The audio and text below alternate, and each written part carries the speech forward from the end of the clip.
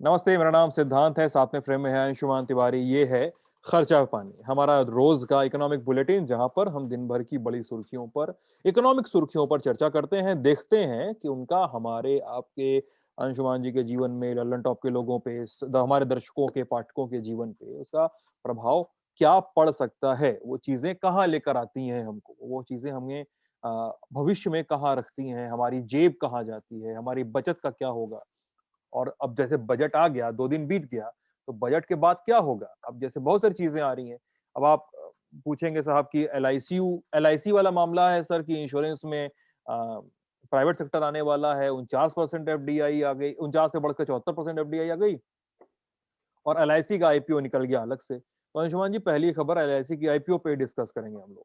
और एलआईसी की आईपीओ को लेकर बहुत अच्छी खासी तैयारी शुरू हो चुकी है और मेरे पास कुछ सवाल हैं, कुछ बेसिक से सवाल जिसको एलआईसी के आईपीओ को लेकर सबके मन में उठेगा। एलआईसी में काम करने वाले को उठेगा, तो एलआईसी के एजेंट को लेकर उनके मन में उठेगा, तो एलआईसी की पॉलिसी लेकर बैठे हुए हैं जो लोग बचत के लिए, उनके मन में भी उठेगा।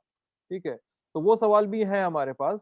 और सबसे पहले सर ये बताइए, तैयारी क्या हो रही है एलआईसी को लेकर? सिद्धांत, एलआईसी के आईपीओ को लेके आपके मन में जिस तरीके के सवाल है, बहुत सारे सवाल हमसे भी लोग पूछ रहे हैं। बहुत सारी आशंकाएं भी हैं, एलआईसी के आईपीओ से क्या होगा, एलआईसी के डिसइन्वेस्टमेंट से कुछ कुछ आशंकाएं हैं, कुछ उत्सुकताएं हैं। आशंकाएं पॉलिसी होल्डर्स की हैं, एलआईसी में काम करने वालों की हैं। उत्सुकताएं उन लोगों की हैं जिन्हें लगता है कि क्या कितना बड़ा इशू होगा, क्यों आईपीओ क्यों आ रहा है, इससे क्या होने वाला है। हमारे पास जो अभी जानकारी आ रही है, और ये शायद इस बजट का, हालांकि पिछले बजट में भी सरकार ने इसकी घोषणा की थी, पर उसे उसे जमीन पर नहीं लाया जा सका। लेकिन इस बार जो तैयारियां चल रही हैं, वो तैयारियां इस तरफ हैं कि शायद इस साल सितंबर अक्टूबर तक एलआईसी का इनिशियल पब्लिक ऑफरिंग या पब्लिक इशू आ जाए। एलआईसी के बारे में समझना जरूरी है कि एलआईसी भारतीय शेयर बाजार की अकेली सबसे बड़ी इन्वेस्टर है जो भारत के पूरे शेयर बाजार में बड़े पैमाने पर निवेश करती है। एलआईसी का क्या, पहले पहले जो कयास या जो पहले आकलन हमारे पास उपलब्ध है, एलआईसी का आईपीओ कितना बड़ा होगा, या एलआईसी का जो पब्लिक इशू आने वाला है सिद्धांत, तो कितना बड़ा होगा। सरकार ने बीते बरस अपने एक इंटरनल प्रेजेंटेशन में कहा था कि वो एलआईसी और आईडीबीआई के डिसइन्वेस्टमेंट से करीब 90,000 करोड़ रुपए जुटाना चाहती है। 90,000 करोड़ रुपए आईडीबीआई और एलआईसी के डिसइन्वेस्टमेंट से, क्योंकि आईडीबीआई को एलआईसी ने उसने निवेश किया है।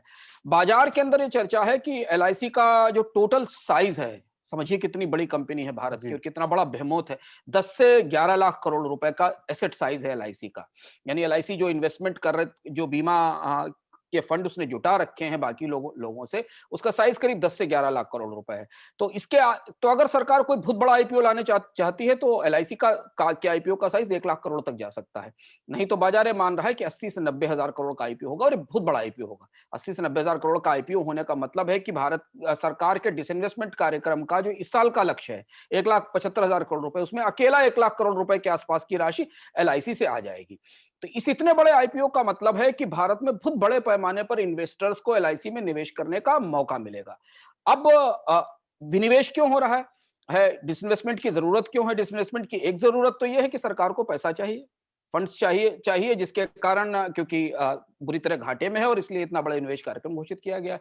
पर आम लोगों के लिए कोई कोई इस विनिवेश से डरने की जरूरत क्यों नहीं है, या इसे समझने की जरूरत है। ब्रेक डाउन कर लीजिए सर। पहले हाँ, मुझे भले कि पॉलिसी लेने वाले को क्या दिक्कत है? पॉलिसी लेने वाले पर इसका कोई असर नहीं पड़ेगा। पॉलिसी लेने वाले को बल्कि इस विनिवेश से शायद फायदा होगा। उसकी वजह यह है कि एलआईसी भारत की इकलौती अजीब कंपनी और अजीबोगरीब व्यवस्था है। भारत की इकलौती कंपनी है जो शेयर बाजार में सबसे ज्यादा निवेश करती है, पर हमें उसके बारे में कुछ भी पता नहीं है। हमें यह नहीं पता है कि एलआईसी अपने रिटर्न कैसे तय करती है, हमें नहीं पता कि एजेंट को कितना कमीशन देती है, हमें यह भी पता नहीं कि एलआईसी की जो विभिन्न स्कीमें हैं उनके ऊपर इतना कम रिटर्न क्यों आता है, हमें नहीं पता कि एलआईसी कितना पैसा साल में बाजार में डुबा देती है खराब स्टॉक्स को खरीदने में। पिछले साल तो इस तरह की मतलब खबरें एलआईसी को कई मौकों पे बेहद अपारदर्शी संस्था कहा जाता है। कहा गया। हाँ, और पिछले साल हमने देखा था, कई बार ऐसी खबरें आई थी जब एलआईसी के एनपीएस की स्टोरीज हमारे सामने आई कि एलआईसी का बड़ा एनपीए बाजार में खड़ा जी। हुआ है। अच्छा, शेयर बाजार जब गिरते हैं, टूटते हैं, एलआईसी हर स्टॉक में इन्वेस्ट करती है। जैसे पीएनबी जब नीरव मोदी के घटनाक्रम के बाद बुरी तरह टूटा, तो सबसे ज्यादा चोट खाने वाली कंपनी एलआईसी थी। एलआईसी के पास चूंकि इतना पैसा है, लोगों का ट्रस्ट के साथ आया हुआ पैसा है उसका निवेश बाजार में होता है। तो जो लोग ये समझते हैं कि हमारी पॉलिसी बाजार के हवाले हो जाएंगी, तो हमारी पॉलिसी तो बाजार के हवाले पहले से ही है, क्योंकि एलआईसी हमारा पैसा ले जाकर शेयर बाजार में ही लगाती है। दिक्कत यह है कि हमें पता नहीं है कुछ, एलआईसी हमें कुछ भी नहीं बताती है। और अगर एलआईसी शेयर बाजार में सूचीबद्ध होगी तो उसके दो तात्कालिक फायदे हमको सिद्धांत दिखते हैं। एक तो जो पारदर्शिता आएगी, उसमें एलआईसी को अपने बहुत गंदे और खराब इन्वेस्टमेंट साफ करने पड़ेंगे, क्योंकि जहां उन्होंने पैसा लगा रखा है, ऐसी बहुत सी कंपनियां हैं जिनमें सरकार के दबाव से, क्रोनी कैपिटलिज्म के दबाव से शेयर खरीदे जाते हैं और उसके बाद वो शेयर डूब जाते हैं। हमें नहीं बैड पता बुक अपनी साफ करनी पड़ेगी हाँ, उनको। तो वो हमें वो पता नहीं। तो अगर वो बैड बुक या वो जो उनके जो एनपीए है वो साफ होगा, तो उसका फायदा हमें रिटर्न बढ़ने के तौर पर समझ में आएगा। दूसरी चीज है कि हर 3 महीने में एलआईसी को हमारे आपके पत्रकारों के, स्टॉक मार्केट के, इन्वेस्टर्स के सवालों का जवाब देना पड़ेगा। उसे ये बताना पड़ेगा कि उसने कैसे इन्वेस्टमेंट किया, कैसे नुकसान हुआ। और तीसरी सबसे इंपॉर्टेंट चीज जो समझना जरूरी है, एलआईसी सरकार का इंस्ट्रूमेंट है, टूल है, जिसके जरिए वो शेयर बाजार में अनियमित रूप से गतिविधियां करती रहती है। बाजार गिर रहा हो तो एलआईसी को आगे किया, शेयर खरीदवा लिए, मार्केट ऊपर चला गया। किसी भी कंपनी को खरीदवाना हुआ, आईडीबीआई सरकार की गलती से डूबा, लेकिन जब डूब रहा था तो एलआईसी से पैसा लगा दिया गया। हम और आप पॉलिसी होल्डर जिन्होंने एलआईसी की पॉलिसी ले रखी, उनसे कभी पूछा नहीं जाता है कि एलआईसी इस पैसे का इस्तेमाल कहां करने जा रही है। अगर शेयर बाजार में बारे में सर, मेरे मतलब जान पहचान में कई सारे लोग एलआईसी में काम करते हैं, वो बताते हैं कि एलआईसी के पास पॉलिसीज के लैप्स होने का मतलब अरबों रुपया पड़ा हुआ है। हाँ, पॉलिसीज लैप्स हो गई, जो जो प्रीमियम नहीं चुकाए गए, वो अरबों रुपया पड़ा हुआ है एलआईसी के पास, और उस तो पैसे का क्या हिसाब है किसी को नहीं पता। हाँ, तो एलआईसी अब भारत की सबसे बड़ी सरकारी बीमा कंपनी होने के साथ दुनिया की सबसे अपारदर्शी कंपनियों में से एक है, सबसे नॉन ट्रांसपेरेंट कंपनी है।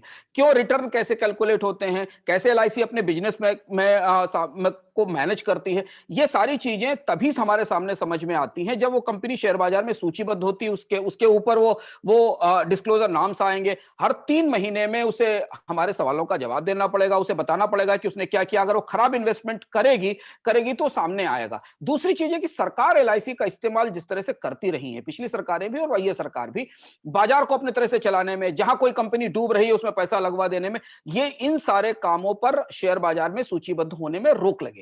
तो इसलिए अगर हमें लगता है कि एलआईसी के आईपीओ से कोई नुकसान है तो शायद नहीं है, क्योंकि एक तो एलआईसी में पॉलिसी होल्डर्स को भी सीधी हिस्सेदारी मिलेगी। अभी तक तो आप बीमा खरीदते तो जो उसका प्रोडक्ट था उसको खरीद रहे थे, आप शेयर भी खरीद अब आप सकते उसका शेयर भी खरीदेंगे और आप उसके कामकाज पर नजर रख सकेंगे, जो अभी तक नहीं हो रहा था। थोड़ा ज्यादा से होगा आपका अब हाँ, इस ज्यादा कंपनी से में। होगा। दूसरी चीज है कि एलआईसी के आईपीओ से जो एलआईसी की बुक में गंदगी और कीचड़ जमा है, जो गलत फैसले लिए हैं, वो साफ होने की संभावना है। वो तो आपने और बताया। और तीसरी सबसे बड़ी चीज है कि सरकार को इससे विनिवेश से पैसा मिलेगा। तो अगर सरकार इस साल एलआईसी का डिसइन्वेस्टमेंट करती है तो शायद भारतीय शेयर बाजार के इतिहास के सबसे बड़े आईपीओ में से एक होने वाला है। साइज 90,000 करोड़ से 1 लाख करोड़ के आसपास हो सकता है, जो शुरुआती आकलन हमारे पास है। तैयारियां शुरू हो गई हैं। अच्छा अंशुमान जी, मतलब मैं ये जानना चाह रहा हूँ, शेयर आएगा मार्केट में आईपीओ आ जाएगा तो जाहिर सी बात है एलआईसी के वर्किंग प्रोसीड्योर में थोड़ा चेंज तो देखने को मिलेगा, थोड़ी सी आपकी अकाउंटेबिलिटी बनेगी। लेकिन एलआईसी आप भी बता रहे हैं कि सरकार के लिए इतना बड़ा एसेट है कि जहां पे नुकसान होता है सरकार एलआईसी को आगे करके पैसा झुकवाती है। तो सरकार अपना इतना बड़ा तुरुप का इक्का क्या केवल पैसे की कमी की वजह से फेंक रही है बाजार में? सिर्फ पैसे की कमी की वजह से कभी ये नहीं चाहेगी कि एलआईसी जैसी इंस्टीट्यूशन, जो बाजार में टैप की तरह इस्तेमाल की जाती हो, नल खोल दीजिए बाजार में पैसा चला गया, नल बंद कर दीजिए बाजार से पैसा आ गया। दूसरा, एलआईसी की बचत का अधिकांश हिस्सा सरकार इस्तेमाल करती है। या तो शेयर बाजार में जाता है और बचा हुआ हिस्सा सरकार को लोन के तौर पर सरकार के बॉन्ड्स में इन्वेस्ट होता है। अब सरकार के बॉन्ड्स में जो इन्वेस्टमेंट हो रहा है, जिसमें एलआईसी को 5-6% रिटर्न मिल रहा है, इसलिए हमको वो रिटर्न नहीं मिलता है। पर मजबूरी ये है कि भारत में डिसइन्वेस्टमेंट के लायक कंपनियां भी तो नहीं बची हैं। जो बीमार कंपनियां हैं, जिनके रिटर्न अच्छे नहीं, उन पे तो बहुत अच्छा डिसइन्वेस्टमेंट मिलना भी नहीं है। तो अगर इस समय सरकार इसे आगे लाने की कोशिश कर रही, तो मुझे लगता है कि ये भले ही हो, लेकिन ये ब्लेसिंग इन डिस्गाइज है। क्योंकि भारतीय शेयर बाजार पिछले 2 दशक से इस बात की मांग कर रहा है कि हमें जो सबसे ज्यादा चलाता है, हमारा जो सबसे बड़ा निवेशक है, सिंगल सबसे बड़ा निवेशक, एकमात्र सबसे बड़ा निवेशक अगर पूरे देश में शेयर बाजार में है तो एलआईसी, वही लिस्टेड नहीं है। जो सबसे ज्यादा शेयर खरीद रहा है वो, उसके बारे में हमें कुछ भी पता नहीं होता है। तो शेयर बाजार की ट्रांसपेरेंसी की दृष्टि से ये जरूरी है कि एलआईसी की लिस्टिंग हो। और मौका ये कि सरकार दबाव में है और उसके पास फंड्स नहीं है, तो इसलिए ये डिसइन्वेस्टमेंट होगा। और जब हमने देखा है कि जैसे बैंक्स को देख लीजिए, जो बैंक्स लिस्ट हुए बाजार में, उनके कामकाज पारदर्शी हैं। अगर उनको तिमाही में घाटा होता है तो हमें तत्काल पता चल जाता है। अगर उनको प्रोविजनिंग करनी होती है तो हमें पता चल जाता है। उनके एनपीएस है तो हमें पता चल जाते हैं। आज तक हमें नहीं पता चलता कि एलआईसी का एनपीए कितना है, हम्म।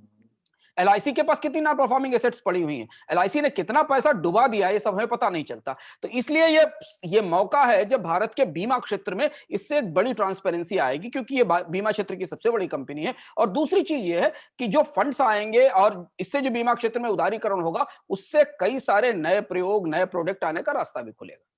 अच्छा, पॉलिसी होल्डर्स जितने हैं एलआईसी के, ठीक है, एक तरफ उनसे उन पर असर नहीं पड़ेगा, लेकिन एलआईसी का मोडस ऑपरेंडी तो चेंज होना ही है। तो एलआईसी के जो एम्प्लॉइज हैं, आप फील्ड एजेंट्स को और कॉन्ट्रेक्चुअल एम्प्लॉइज को छोड़ दीजिए, तो एक हद तक ये असर पड़ेगा कि जो एलआईसी के परमानेंट एम्प्लॉइज हैं, उनका इस नए मोडस ऑपरेंडीज पे रिफ्लेक्ट हो शायद उनकी मुझे कार्यप्रणाली कोई पे। ऐसा नहीं लगता है, क्योंकि अगर आप बैंकों से तुलना करें तो पहले बैंक सरकारी थे, वो लिस्ट हुए तो बैंकों के कामकाज में पारदर्शिता आई। कर्मचारियों के ऊपर कोई ऐसा बड़ा असर नहीं पड़ा कामकाज करने में। रादर वो कर्मचारी भी अपनी कंपनी में हिस्सेदार हो सकेंगे, वो कंपनी के शेयर खरीद सकेंगे एक सामान्य इन्वेस्टर के तौर पे। और एलआईसी के कामकाज की ट्रांसपेरेंसी उसके एम्प्लॉइज के लिए भी फायदेमंद साबित होगी आमतौर पर। और बहुत छोटी इक्विटी लिस्ट होगी, मतलब मुझे लगता है भले कि बशर्ते अगर 10% एलआईसी 10% इनसाइडर ट्रेडिंग का क्लॉज ना लगा दे।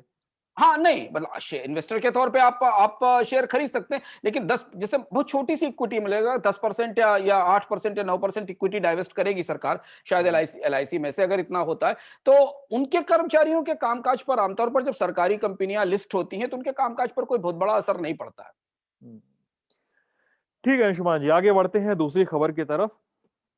फाइनेंस कमीशन की रिपोर्ट जो आई है, जिस पर हमने कल भी थोड़ा डिस्कशन किया था, कल के खर्चा पानी पे, उसके उन्होंने दो सिफारिशें की हैं जो हम लोग अभी वीडियो शूट करने के पहले हम लोग बातचीत कर रहे थे। एक तो डिफेंस फंड की बात जो आप बता रहे थे सर, वो है कि फाइनेंस कमीशन ने कहा है कि डिफेंस फंड अलग कीजिए, जिसको तमाम नफा नुकसान से अलग हम करके आंकेंगे। ये बात बहुत दिन से हो रही थी, डिफेंस के नाम पर कि फंड एस्टेब्लिश किया जाए, काफी 3-4 सालों से हो रही थी। इसके अलावा सीएसएस स्कीम्स, मतलब सेंट्रली स्पॉन्सर्ड स्कीम्स जो हैं, उनको बंद करने की सिफारिश जो है, और मतलब बजट में भी मुझे याद है फ्लैश हो रहा था बार बार ये टीवी स्क्रीन पे कि केंद्र द्वारा प्रायोजित योजनाएं कम की जाएंगी, बंद की जाएंगी। ये बार बार हुआ था, निर्मला सीतारमण ने भी उस दिन साफ किया था। तो मतलब 131 लगभग 130 मानिए अगर मोटा मोटी, तो 31 सेंट्रली स्पॉन्सर्ड स्कीम्स बंद की जानी है। फाइनेंस कमीशन ने भी एक्सपेंडिचर मैनेजमेंट की बात कही है। सरकार एक तरफ जहां खर्च बढ़ा रही है, विनिवेश कर रही है, पैसा जुटा रही है, ये एक बड़ा फैसला होने वाला है। और क्या इसकी जगह मेगा स्कीम्स इंट्रोड्यूस होंगी? जैसा हम लोगों ने कल सिद्धांत डिस्कस किया था कि ये बजट पहली बार कई वर्षों बाद ऐसा बजट आया है जिसमें सरकार अपनी तरफ देख रही है, आपकी तरफ नहीं, जो इनवर्ड लुकिंग बजट है। और फिनांस कमीशन की सिफारिशें बहुत सही समय पर आई। फिनांस कमीशन भारतीय वित्तीय व्यवस्था और संविधान की बहुत मूल्यवान और बहुत कीमती संस्था है।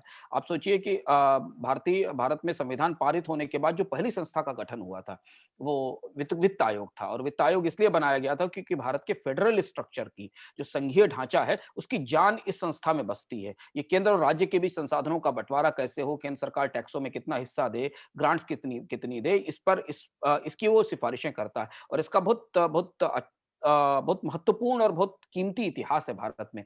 वित्त आयोगों ने लगातार भारत में वित्तीय अधिकारों के हस्तांतरण के लिए और केंद्र के अधिकार कम करके राज्यों को देने की प्रक्रिया में बड़ा काम किया है। और ये ठीक उस मौके पर आया जब हम इकोनॉमी रिपोर्ट जो आई है, इंटरिम रिपोर्ट फिनांस कमीशन की आई है, जब कोविड में भारतीय अर्थव्यवस्था गहरे संकट में है, घाटे बढ़े हुए हैं, तो फिनांस कमीशन ने अलग अलग कई चीजों पर टिप्पणी की है, जिसमें जीएसटी वाले हिस्से पर हमने कल बात की थी जो एक बड़ा सुधार था। जी। पर आज दो बहुत महत्वपूर्ण चीजें हैं जिसकी छाया में भी केंद्र सरकार इस बात पर मजबूर हुई है कि उसे अपने कामकाज के ढांचे में बदलाव करना होगा। कम से कम जो बजट के भीतर के संकेत हैं, जो लाइनों के बीच में छिपा हुआ, जो हम पढ़ने पढ़ने की कोशिश कर रहे हैं, उसमें 2 महत्वपूर्ण चीजें हैं जिन्हें हम फाइनेंस कमीशन की अंतरिम रिपोर्ट की रोशनी में समझ सकते हैं।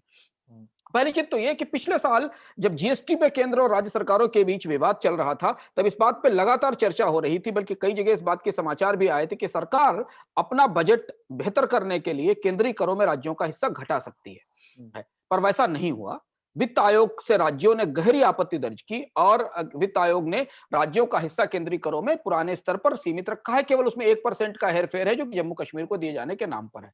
पर ठीक इससे है। ज्यादा बड़ी बात है कि 2 और बड़ी सिफारिशें इसमें हैं। एक तो डिफेंस फंड की बात है कि डिफेंस के लिए एक नॉन लैप्सेबल, जो लैप्स ना होने वाला फंड क्रिएट किया जाए, जिसमें पैसा बराबर जाता रहे, हर बजट के साथ वो वापस ना लौट आए, जिसको हाँ, कैरी फॉरवर्ड होता रहे। नॉन लैप्सेबल फंड कहते हैं, उसकी बात है। पर दूसरी जो महत्वपूर्ण बात है वो ये कि फिनांस कमीशन ने रिकमेंड किया है कि केंद्रीय स्पॉन्सर्ड स्कीमों का ढांचा कम को का छोटा किया जाना चाहिए, उनकी संख्या कम की जानी चाहिए।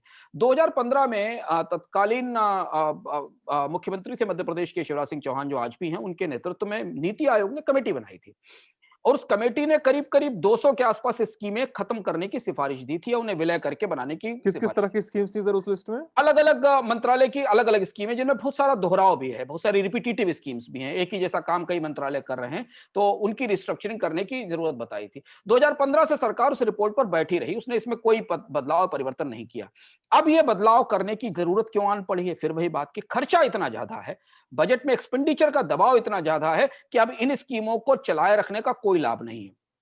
इसलिए जो वित्त सचिव ने कल संकेत दिए, वित्त मंत्रालय के जो व्यय सचिव हैं, एक्सपेंडिचर सेक्रेटरी, उन्होंने जी। संकेत दिए कि करीब 131 स्कीमें बंद की जाएंगी, हुँ। पहली चीज। और वो कौन सी होंगी, उनकी सूची बाद में तय होगी। सरकार इस तरफ सोच रही है कि वो 15-16 मेगा स्कीमें तैयार करे, बड़ी स्कीमें तैयार करे, जिनमें फंड्स को रखा जाए, बजाय कि आप 100-100 करोड़, 50-50 करोड़ की छोटी-छोटी स्कीमें चलाएं। आप याद करेंगे, अर्थात में हम जिक्र कर चुके जी। हैं कि भारत की स्कीमों में टोकनिज्म बहुत है, प्रतीकवाद बहुत है। 500 रुपए की पेंशन, 200 रुपए की पेंशन, इस तरीके के प्रतीकवाद से जिससे कोई फायदा नहीं होता लोगों को। तो बड़ी स्कीमों की तरफ क्या बढ़ रही है सरकार? और अगर बढ़ रही है तो ये स्वागत योग्य है, क्योंकि ये सुधार बहुत समय से लंबित था, अगर ये शुरू होना चाहिए। दूसरी चीज ये है कि इसी के साथ राज्यों को जाने वाले जो पैसे हैं, संसाधन है, उसमें भी बदलाव होगा। जो संकेत हमें मिल रहे हैं कि केंद्रीय स्पॉन्सर्ड स्कीमों में राज्यों को करीब 40% की हिस्सेदारी लेनी होगी। यानी अगर 100 रुपए खर्च होते हैं तो उसमें 40% का हिस्सा राज्य देंगे, जी। राज्यों को देना होगा। और ये नॉर्थ 2 ईस्ट के बड़े, राज्य के लिए 10% है ये। हाँ, और जो स्पेशल कैटेगरी के स्टेट्स हैं उनके लिए कम होगा। अब ये बदलाव, अगर दोनों बड़े बदलाव होते हैं, तो हमें इस साल तो नहीं, लेकिन अगले साल भारतीय बजट में शायद खर्च में कमी समझ में आएगी। ये सारी प्रक्रिया खर्च को संतुलित करने की, रीप्रायोरिटाइज करने की है। और ये चीज हमने इसलिए देखी सिद्धांत, कि हमने इस दिन बजट वाले दिन भी चर्चा की थी, लोग याद करेंगे, कि इस साल ये पहला ऐसा बजट है जिसमें बजट की पाई नहीं बढ़ी है, यानी केक नहीं बढ़ा हुआ है। जी। केक 34-34.5 लाख करोड़ का ही है, जो पिछले साल के संशोधित अनुमान के हिसाब से है। अगर पिछले साल सरकार ने 34.5 लाख करोड़ खर्च किए हैं, तो इस साल भी 34.5 लाख करोड़ खर्च किए हैं।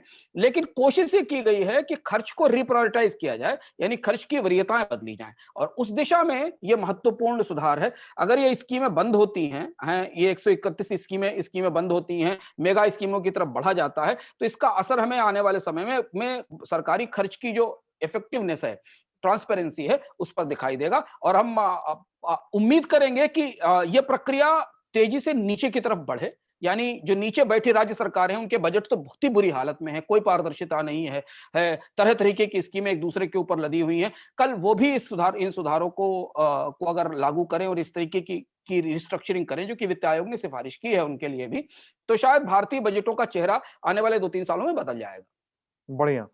तो ये था हमारा आज का खर्चा पानी, जहाँ पे हमने 2 चीज़ों पे डिस्कशन किया। पहला, एलआईसी के आईपीओ को हमने ब्रेक डाउन करके देखा है कि आईपीओ का ब्रेक डाउन, अगर आपके पास पॉलिसी है एलआईसी की कोई भी, तो आपको एलआईसी से सवाल पूछने का भी अधिकार होना चाहिए कि साहब पैसा दे रहे हैं, पैसे पे रिटर्न कितना दे रहे हो? आपको एजेंट जो बोलकर चला जाता है, वो वही बताता है जो एजेंट को उसका डेवलपमेंट अफसर समझाता है ना अंशुमान जी। हाँ, और हमें पता ही नहीं रहता है, हमें एलआईसी को हमें एलआईसी हमें एक इन्वेस्टमेंट प्रोडक्ट के तौर पर बेची जाती है, ये समझना जरूरी है। एलआईसी इन्वेस्टमेंट प्रोडक्ट नहीं है, एलआईसी केवल आपकी सिक्योरिटी और रिस्क कवर करती है। और इस बजट में तो एक नया काम हुआ है, सरकार ने यूलिप के ऊपर टैक्स लगा दिया है 2.5 लाख रुपए से ऊपर। ज्यादातर लोग यूनिट लिंक्ड इंश्योरेंस प्लान में पैसा लगाते थे, और अब क्या होगा कि हाँ। इसके बाद एक पारदर्शिता आएगी कि एलआईसी के जो प्रोडक्ट है वो रिटर्न में खराब है, ये मानना पड़ेगा आपको, लेकिन वो आपको सिक्योरिटी देते हैं, रिस्क कवर करते हैं। तो ये जो ट्रांसपेरेंसी है कि कहीं इन्वेस्टमेंट कर रहे हैं आप, कहीं इंश्योरेंस ले रहे हैं, कहीं इन्वेस्टमेंट और इंश्योरेंस में जुड़ी हुई व्यवस्था है, ये जो ट्रांसपेरेंसी के इश्यूज हैं, ये साफ होने चाहिए लोगों के दिमाग में जो एलआईसी में या बीमा खरीदते हैं या निवेश करते हैं। हाँ, तो ये अब आप सवाल पूछ सकते हैं, एलआईसी में हिस्सेदारी ले सकते हैं, एलआईसी की शेयर होल्डिंग में आपका नाम आ सकता है, ये चीज़ें और बहुत सारी स्कीम्स बंद होने वाली हैं। सरकार ये खुद प्लान कर रही है और सोच रही है कि इन स्कीम्स के बंद होने के बाद हम कुछ मेगा स्कीम्स लेकर आएंगे लोगों के लिए। उन मेगा स्कीम्स का स्ट्रक्चर कैसा होगा, ये आने वाले समय में पता चलेगा। अब टोकनिज्म जैसा अंशुमान जी बताते हैं, वो टोकनिज्म अब शायद कुछ दिनों तक न दिखाई दे, कुछ दिनों बाद न दिखाई दे और कुछ नई बड़ी योजनाएं आए जिसमें शायद पब्लिक पार्टिसिपेशन थोड़ा ज्यादा बढ़े, है अंशुमान जी? जी। जो बड़ी योजनाएं आएंगी ना, उनका उन्हें चलाने में सरकार भी महसूस कर रही है ना कि छोटी योजनाओं को चलाना, उनके उनके रिजल्ट को मॉनिटर करना, उसमें पैसे का का जो लॉस है, जो बर्बादी है, उसे रोकने से बेहतर है कि आप बड़ी योजनाएं बनाएं। और और हमेशा इर्रेस्पेक्टिव। देखिए, हाँ।